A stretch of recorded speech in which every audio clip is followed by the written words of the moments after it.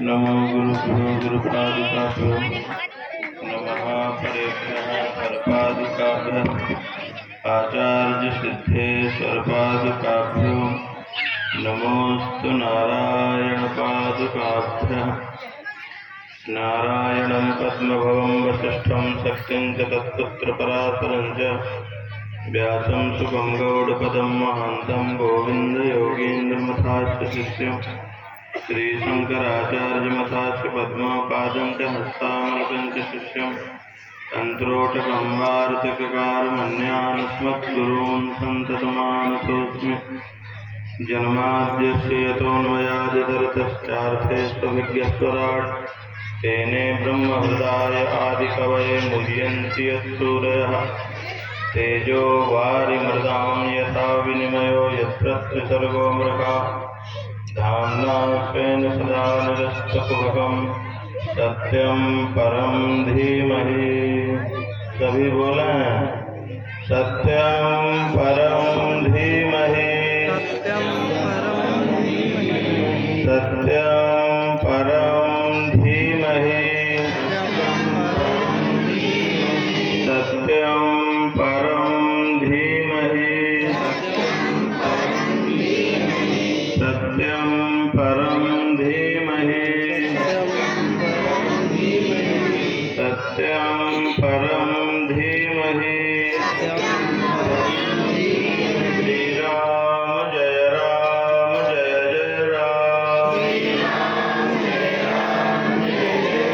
श्री राम जय जय राम। सच्चिदानंद भगवान की गुरुदेव भगवान की धर्म का प्राणियों में विश्व का गौ माता की गौ हत्या वैदिक सनातन धर्म की वैदिक सनातन धर्म की सियावर रामचंद्र जी महाराज की उमापति महादेव की पवन सुत हनुमान जी महाराज की द्वारिकाधीश श्री कृष्णचंद्र जी महाराज की सूत्रकार भगवान की भाष्यकार भगवान की ब्रह्मलीन धर्म सम्राट अनंत श्री विभूषित पूज्यपाद स्वामी श्री करपात्री जी महाराज की अनंत श्री विभूषित ब्रह्मलीन पूज्यपाद परम गुरुदेव स्वामी श्री सच्चिदानंद आश्रम जी महाराज की अनंत श्री विभूषित ब्रह्मलीन पूज्यपाद गुरुदेव भगवान स्वामी श्री सिद्धेश्वर आश्रम जी महाराज की गंगा मैया की भागवत भगवान की भागवत भगवान की भागवत भगवान की नमः पार्वती पतये हर हर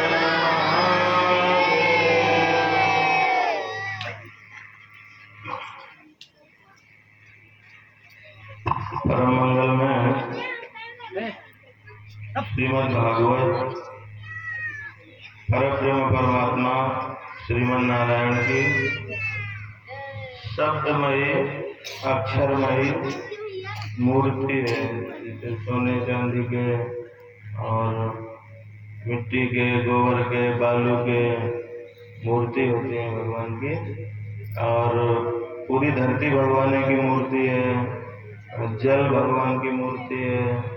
नमस्ते वायु त्वमेव प्रत्यक्षम ब्रह्मासि, वायु प्रत्यक्ष ब्रह्म है।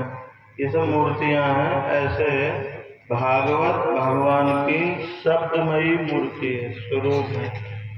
और शिखरों में जब बर्फ गिरती है तो भगवान ही बनाते हैं, लेकिन जीवों पर कृपा करके वही बर्फ गंगा बन के पिघल के आती है धरती में, और पूरे धरती के दोष खत्म करके सबको भगवान के लायक बना देती है।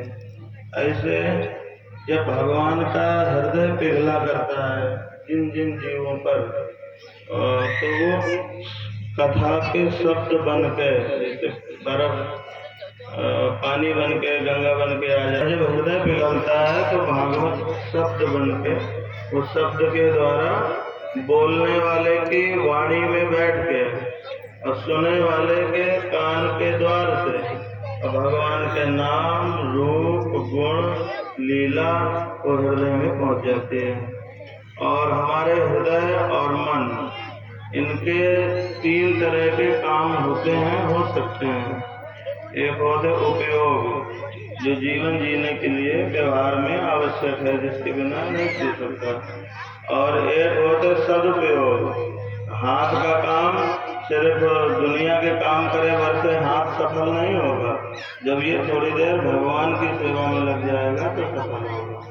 तो उपयोग के साथ साथ इंद्रियन का, अपने जीवन का, अपने दिन का सदुपयोग भी कर ले।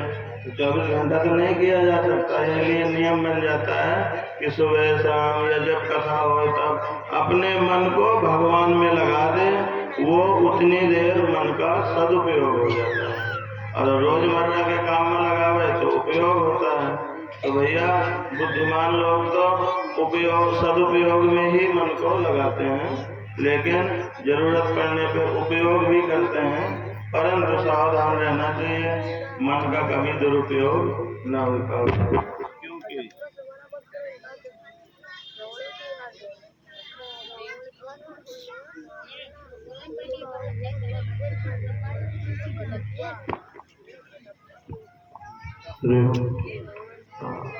तो और मन माला के माध्यम से, पूजा पाठ के माध्यम से भगवान में लगा करता है। तो जैसा कथा के द्वारा मन भगवान में लगता है, वैसा अन्य साधनों से नहीं लग सकता है। तो भगवान ने जगत का कल्याण करने के लिए ही अपना स्वरूप बनाया है।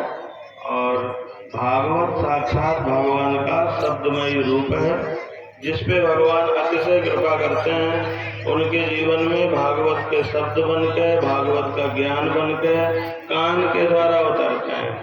और आपको बता दें, श्रीमद् भागवत कथा कहानी भर इसमें नहीं है। ये परब्रह्म परमात्मा को, निर्गुण निराकार अखंड अछेद्य अभेद्य, वो परमात्मा जो सबकी आत्मा है, उनको प्रत्यक्ष करने का, साकार करने का, ब्रह्म को साकार करने का ये विज्ञान है, साइंस है। इसमें चाहे नंद यशोदा को देखो, चाहे वसुदेव देवकी को देखो, ये सब परमात्मा को अपने हाथ पांव नाक मुंह से अनुभव करते हैं। तो ये कहानी कथाएं के लिए नहीं है, इससे सीखो नारायण। भागवत से प्रेम और भक्ति सीखी जाती है। जैसे गाड़ी का विज्ञान है, मोबाइल का विज्ञान है, और चीजों का विज्ञान है, ऐसे श्रीमद् भागवत निर्गुण निराकार ब्रह्म को सगुण साकार करने का विज्ञान है। जिन लोगों का मन लड़का बच्चन के रूप में संसार में ज्यादा फंसा है, वो लोग लड्डू गोपाल के रूप में भगवान की भक्ति करें ना। यशोदा को देखो, इसमें यशोदा की भक्ति का वर्णन है। इनसे सीखना है नारायण। आप लोगों ने कथा की है तो जन्मोत्सव भी खूब मनाया होगा धूमधाम से नारायण। ये जन्मोत्सव का यही संदेश है, यही मतलब है नारायण।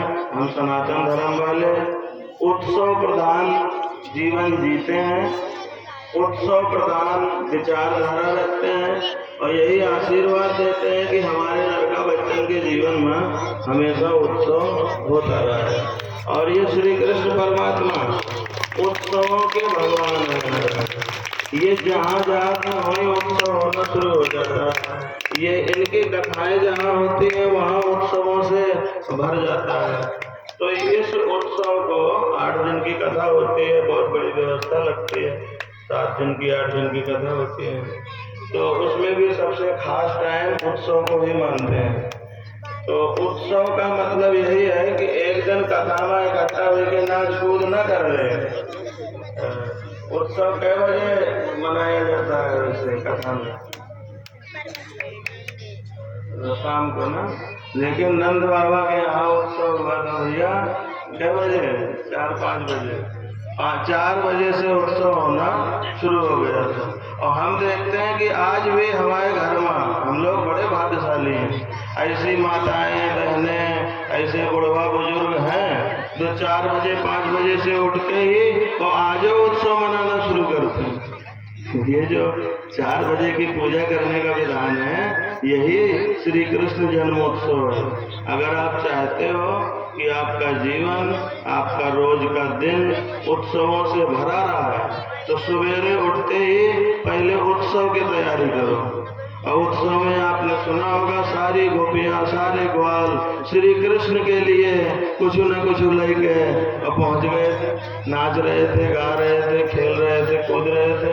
तो 4-5 बजे से भगवान के पूजा में लग जाए, यही श्री कृष्ण के उत्सव का मुख्य संदेश है। और नारायण, अगर आप चाहते हो कि आपका जीवन उत्सवों से परिपूर्ण रहे, और ये श्री कृष्ण परमात्मा ये उत्सवों के ही रूप है, ये प्रेम का ही रूप है।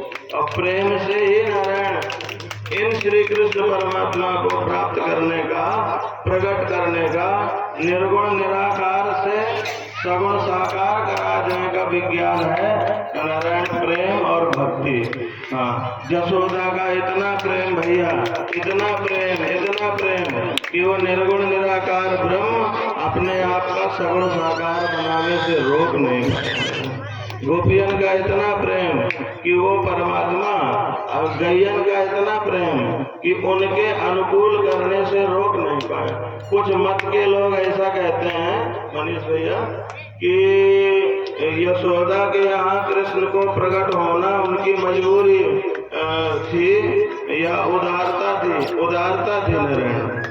भगवान इतने विराट और एक गोपी की गोद में आने के लिए मजबूर हो गए, ओके डंडा से डराए के भागने के लिए मजबूर हो गए। तो प्रश्न ये हुआ, अलग अलग मत बने हैं इसके, बड़ा झगड़ा होता है कि भगवान का यशोदा और गोपियों के अनुकूल हो जाना ये उनकी मजबूरी थी कि उदारता थी। तो कुछ लोग इस मत के हैं कि नारायण भगवान को अपने कर्मों से भला कौन पा सकता है, वो तो बड़े विराट हैं, वो तो कृपा ही करते हैं तब किसी को मिलते हैं। लेकिन बोले ठीक है, इस विचार वाले अपन विचार रखो, परंतु यशोदा मैया ने इतना अथाह प्रेम किया परमात्मा से, और जब भगवान नहीं थे तब पीतल के सोने के भगवान बना पूजे उसी तरह जब, और उसी पूजा का फल था कि भगवानों ने प्रत्यक्ष मिले।